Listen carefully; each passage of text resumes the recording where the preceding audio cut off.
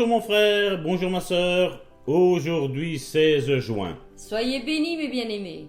Amen. Aujourd'hui nous allons terminer ce témoignage merveilleux. Amen. Et si je dis merveilleux, c'est qu'il se termine très bien. Alléluia. Alléluia. J'aime quand les choses se passent bien. Amen. Romains chapitre 8 du verset 1 à 2 nous dit: Il n'y a donc maintenant aucune condamnation pour ceux qui sont en Jésus. En effet, la loi de l'esprit de vie en Jésus m'a affranchi de la loi du péché et de la mort. Alléluia. Et le titre de la méditation d'aujourd'hui est « J'aurais pu faire davantage ». Et je crois qu'il y en a beaucoup qui vont se sentir concernés. Amen. Regardez les péchés ou le péché que cet homme avait commis. L'homme d'affaires m'expliqua: « Vous ne savez pas ce que j'ai fait. » J'eus l'impression, de la façon dont il parlait, qu'il avait commis des péchés affreux. Je lui demandai donc: « Quel péché épouvantable avez-vous commis ?»« Frère, dit-il, les larmes aux yeux. Il ne s'agit pas tant de péchés commis. Je ne sais pas si j'ai fait quelque chose de mauvais. Il s'agit plutôt de péché d'omission. La Bible nous prévient, me dit-il. Celui donc qui sait faire le bien et qui ne le fait pas commet un péché. Et ça, on peut le lire dans Jacques, chapitre 4, verset 17. Je suis un homme d'affaires et j'ai toujours eu de l'argent. J'ai soutenu l'Église, j'ai payé la dîme, mais j'aurais pu donner beaucoup plus d'argent. J'aurais pu prier davantage, j'aurais pu être plus fidèle à mon Église. J'aimerais vous poser une question, lui dis-je. Avez-vous commis ce péché d'omission de 490 fois en un seul jour? Non, répondit-il. Je n'ai même pas commis ce péché durant les 36 ans que je suis au Seigneur d'ailleurs. Je réussis à lui faire comprendre ces Écritures en Matthieu et en Jacques. Je lui imposai les mains dans le bureau en priant et il fut guéri. Plusieurs années après, lorsqu'il avait 70 ans environ, j'ai appris qu'il venait de se retirer de ses affaires. Il aurait pu mourir âgé de 50 ans et quelques-uns auraient dit « C'était la volonté de Dieu ». Ça vous rappelle rien? Dieu l'a fait rentrer chez lui. Non, il aurait pu monter au ciel si je ne lui avais pas enseigné à activer sa foi. S'il n'avait pas voulu accepter ce que je lui expliquais, je n'aurais pas pu l'aider. Et s'il n'avait pas obéi au médecin, il serait mort probablement.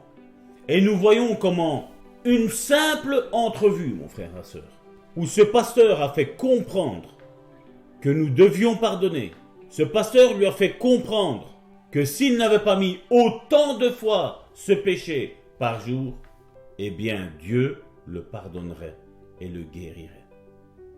Mon frère, ma sœur, vous voyez comment l'ennemi travaille tout le temps à nous ressasser le passé, le passé, le passé. Mon frère, ma sœur, le passé est passé et effacé. Amen. Donc, ne reviens plus en arrière. Si tu te rends compte dans ta vie, mon frère, ma sœur, que tu as commis des péchés dans le passé, eh bien là, maintenant que tu es dans le présent, ne le refais plus. Montre à ton Dieu, dans ta manière de faire, que tu regrettes ce que tu as fait dans le passé. Et l'ennemi devra lâcher prise, mon frère, ma sœur. Il devra lâcher Amen. prise, mon frère, ma sœur. Donc, arrête de regarder dans ton passé, marche dans ton présent, parce que ton futur va être glorieux, mon frère, ma sœur. Alléluia. Au nom puissant de Jésus. Vas-y, prophétesse. Amen. Je te laisse la main. Amen. Nous voulons faire cette bonne déclaration encore aujourd'hui. Il n'y a donc maintenant aucune, je précise, aucune Amen. condamnation pour moi qui suis en Jésus-Christ. Je me pardonne volontiers, puisque je sais que Dieu m'a pardonné.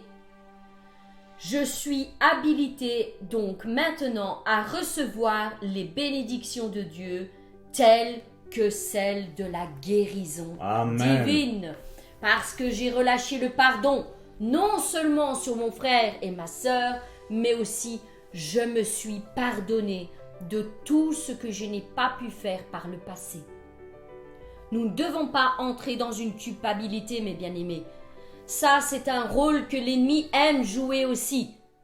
Il aime nous ressasser les choses mauvaises que nous avons faites. Et nous ne sommes pas parfaits. Mais bien-aimés, il n'y a personne qui peut prétendre être parfait et ne jamais pécher. Non, nous sommes tous des êtres humains imparfaits. Mais gloire à Dieu parce que nous pouvons être pardonnés par l'œuvre que Jésus-Christ a accomplie sur la croix. Il nous pardonne de tous nos péchés. De tous nos péchés. Nous sommes lavés et purifiés de tous nos péchés. Et à chaque fois que nous péchons, que nous tombons, nous venons devant la face de Dieu avec repentance, avec humilité et nous demandons pardon. Et nous avançons. Celui qui confesse ses péchés et les abandonne sera pardonné, nous dit la parole. Alors c'est ce que nous voulons faire, ce chemin que nous voulons emprunter. Nous voulons confesser nos péchés, les abandonner et prendre conscience que nous serons pardonnés. Et aujourd'hui, nous voulons entrer dans cette dimension de la réalité et ne plus nous fixer nos regards sur le passé. Même quand l'ennemi vient nous rappeler notre passé, eh bien déclarer lui que lui, son futur est déjà écrit dans la parole de Dieu. Nous savons où il va finir. Inutile qu'il nous rappelle inlassablement nos péchés. Nous avons été pardonnés et nous avançons dans le pardon. Et nous voulons prendre conscience que aujourd'hui est un nouveau jour. Et que tout ce que nous n'avons pas pu faire par le passé, nous pouvons encore l'accomplir aujourd'hui. Car aujourd'hui est un nouveau jour. Dès le matin, sème ta semence, dit la parole. Et le soir, ne te lasse pas, ne laisse pas reposer ta main, car tu ne sais point ce qui réussira, ceci ou cela, ou si l'un ou l'autre, ou si l'un et l'autre sont également bons. Ne te lasse pas, mon frère, ma sœur, de semer la semence. Oui, que tout ce que ta main trouve à faire avec ta force, fais-le. Car il n'y a ni œuvre, ni pensée, ni science, ni sagesse dans le séjour des morts. Alors fais-le. Aujourd'hui, fais-le. Et comme la pluie et la neige descendent des cieux, et n'y retournent pas sans avoir arrosé et fécondé la terre, et fait germer les plantes, sans avoir donné de la semence au semeur et du pain à celui qui mange, eh bien ainsi en est-il de la parole de l'Éternel, qui ne retourne point à elle, sans avoir accompli sa mission. Mais bien-aimés, faites ce que vous avez à faire. Faites ce que l'Esprit vous demande de faire et ne vous relâchez point. Car toute semence qui a été envoyée portera du fruit. Au nom puissant de Jésus-Christ, vous n'aurez aucune œuvre morte devant vos yeux. Faites ce que Dieu vous demande de faire et vous serez bénis. Que vos péchés soient pardonnés, que vos maladies soient guéries. Au nom puissant de Jésus-Christ, je vous souhaite encore une excellente journée dans les bras du Père et que la parole soit dans votre bouche au nom puissant de Jésus. Quant à nous, nous nous retrouvons demain.